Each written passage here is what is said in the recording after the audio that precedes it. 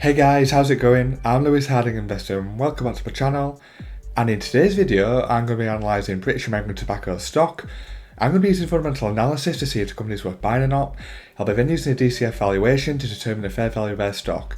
Let's get straight into it.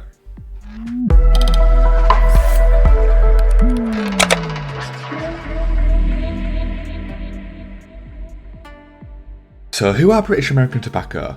So British American Tobacco plc, BAT, is a British multinational company that manufactures and sells cigarettes, tobacco and other nicotine products. The company itself was established in 1902 and it is headquartered in London, England. As of 2019, it is the largest tobacco company in the world based on net sales. So BAT has operations in around 180 countries and its cigarette brands include Dunhill, Kent, Lucky Strike, Pall Mall and Rothmans. Its brands also include Vipe and Views and Glow. BAT is a primary listed on the London Stock Exchange and it is a constituent of the FTSE 100 index. It also has secondary listings on the Johannesburg Stock Exchange, and you can also buy shares on the New York Stock Exchange as well through an ADR if you're from America. Now let's have a look at the sales for BAT, and we'll start with the sales per business, broken down into different segments based on how they report. 2021 figures. So 86% came from combustibles, so your standard cigarettes, easy to understand. Traditional oral, 4%. Vapor, 4%. Tobacco healing products, 3%. Other, 2%. And then modern oral, 1%.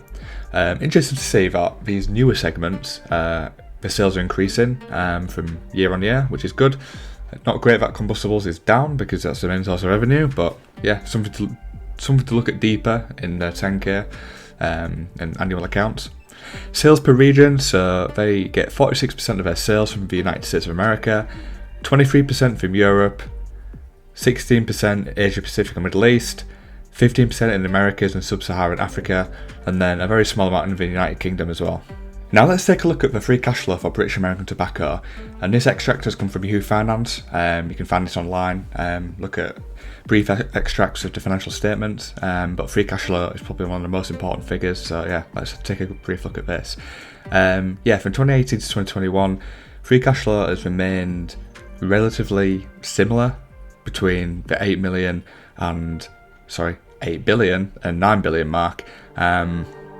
2021, 2020, pretty similar. About 100 million off, so not too bad. But you do want this to be going up over time, so yeah, it's not great that it's stagnant, but there can be value in the business even if the free cash flow is stagnant, so at least we are producing consistent free cash flows. That is a good sign. You want these ticking along, increasing over time. Now let's have a look at the key ratios for British American Tobacco, and these are coming from Morningstar.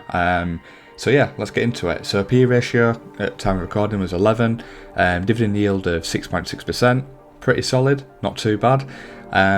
Let's look at the more important ratios. So profitability.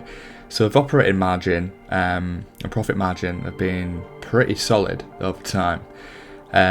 You can see 2021 the profit margin has increased, which is awesome from year on year. Since 2019 it's been increasing. It's good to see that looking fairly profitable. I like to see above 10% personally, but yeah, this is decent. Operating margins are solid as well, very consistent, nice and high. Tobacco companies generally are. Return on equity as well, pretty solid as well, 10%. I prefer to see 15% personally or above, but it could be a lot worse. Then look at the financial health. Gearing is something I'm quite passionate about. I don't like to see much debt on the balance sheet. You can see they have been decreasing their debt over the past couple of years, which is awesome stuff. I do believe it is part of the management's plan to repay the big bulk of the debt over time with the free cash flow, so it's good to see that they are actually doing what they've said they're going to do. So yeah, not too bad. The current ratio is a bit low for my liking, but I do think tobacco companies do have low current ratios and some sectors do, but I do like it when a company has more current assets and current liabilities. It just shows they've got a lot of liquidity, but BAT doesn't quite hit that. Now let's have a look at the genuine impact stats for BAT, and we will start with the quality metric. So profitability is showing medium, financial strength weak, capital allocation sound. So it's a bit of a mixed bag here. Some of it's good, some of it's alright. The ranking isn't showing like an impressive result for the quality side of things based on GI's ranking system. Financial strength is probably related to the debt they've got. Capital allocation, they do pay a solid dividend and a free cash flow, which just makes sense. I would say they're very profitable though, so I'm not sure why they're ranking a little bit rubbish for that one. But then looking onto the valuation, value segment, it's looking very cheap. Number 76 in the stock universe, which is very impressive. Income statement cheap, and the other two very cheap. So yeah, as a value investor myself, this is very, very interesting.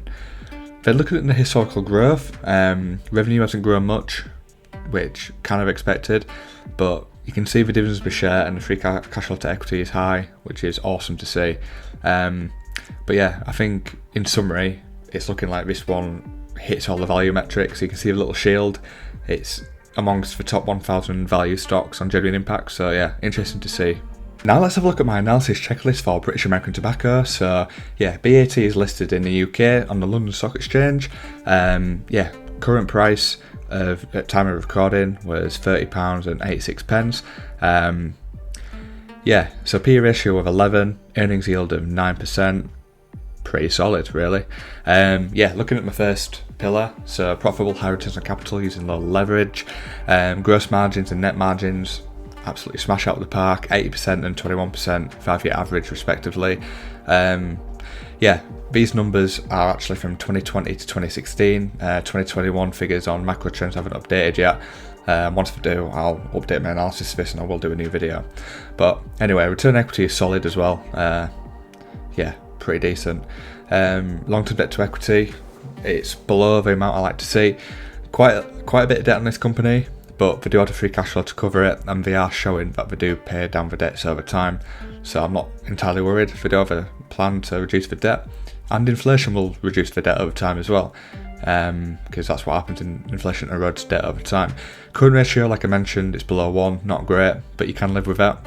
Proven ability to grow over the past 5 years, all in the green, so that is good news in terms of revenue growth, net income growth, shareholder equity growth, basically book value growth, and free cash flow growth. So yeah, pretty solid in terms of M metrics.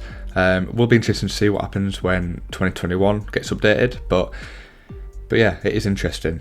Capital allocation, so long-term debt has actually gone up quite a bit over time.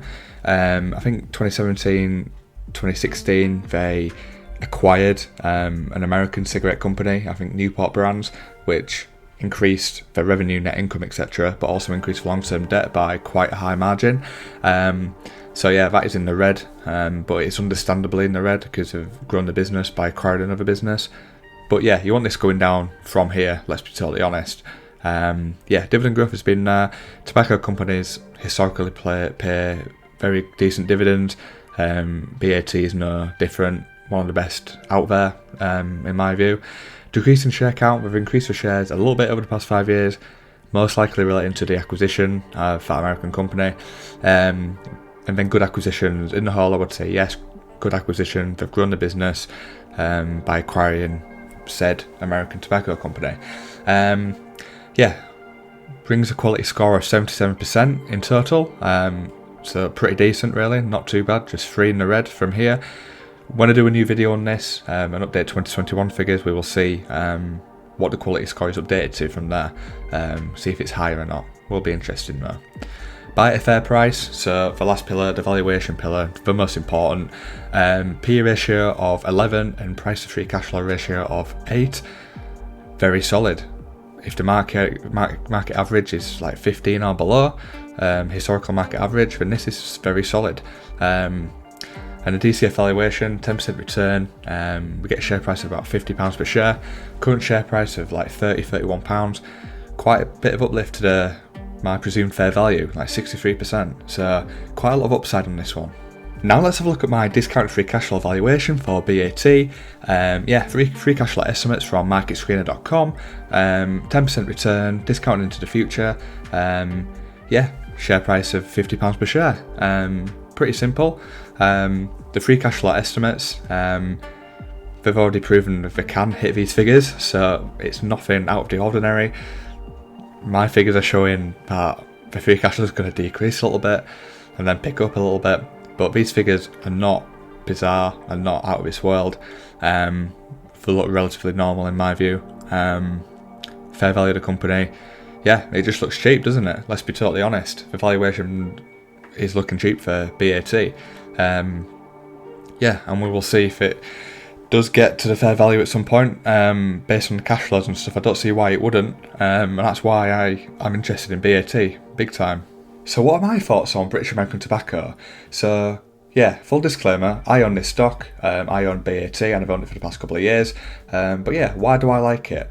It all comes down to the valuation for me. So price free cash flow of 8, this is extremely cheap for a company. No matter what sort of company it is, you are buying the cash flows very, very cheaply, and I think you've got to evaluate these different situations, and I thought BAT looks very decent. But not just the valuation side of things, because you can buy cheap stocks. There's plenty of cheap stocks out there. Look at Russia at the minute, lots of cheap valuation stocks, but it doesn't mean it's a good buy, does it? But why do I think BAT is a good buy? Well, running through the fundamentals, solid profit, solid cash flows, a manageable amount of debt. The free cash flow over time will pay off its debt. Inflation over time will pay down its debt. It'll make the debt worth less, which will help the company. Yeah, what can I say? It's the cheap valuations. You're buying the cash flows cheap. The business isn't going anywhere. People think cigarettes are going at places, but there's 1 billion people worldwide who smoke still. Strong customer base. British American Tobacco have a lot of sales worldwide, not just in America and the West. They have a lot of sales in emerging markets, for example. So this goes in their favour massively. And I think if you can buy this company at a cheap enough valuation, receive a dividend year on year, and over time the market may think different about tobacco, and it may get back to a more sensible PE ratio, price free cash flow ratio. But yeah, that's my thoughts. Do your own research, of course, don't just listen to me. There's no guarantees in investing. So there we have it. That was my quick stock analysis of British American Tobacco stock. If you enjoyed today's video, then please subscribe to the channel. Thank you very much for watching. I will see you next time. Thank you for watching. As always, it would be amazing if you could like, comment and subscribe to the channel if you enjoyed this video. I will see you in the next one. However, you can check out some of these videos